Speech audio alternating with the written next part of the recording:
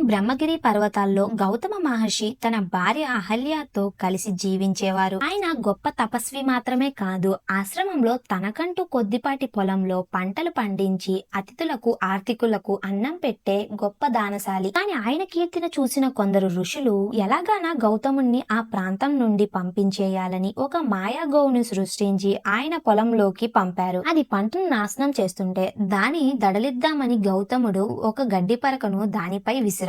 అంతే, ఆ మాయా గోవు అక్కడే ప్రాణాలు విడిచింది. తెలియక చేసిన పాపానికి ఆయన గుండె పగిలింది.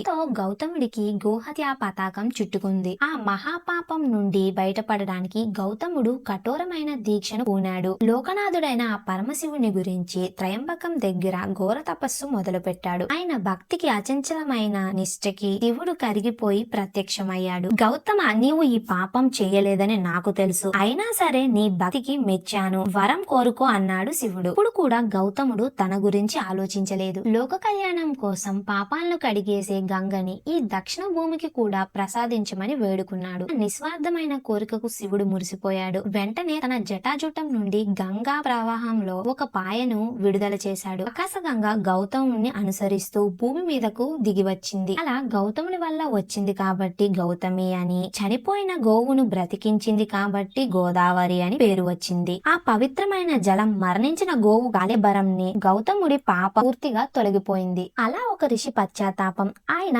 నిస్వార్థం, దీనికి తోడుగా శివుడి కరుణ, ఈ మూడు కలిసి మనందరి పాపాలను కడిగేసే దక్షిణ గంగా గోదావరికి ప్రాణం పోసాయి. ఇలాంటి వీడియోస్ కోసం మన ఛానల్ ని సబ్స్క్రైబ్ చేసుకోండి.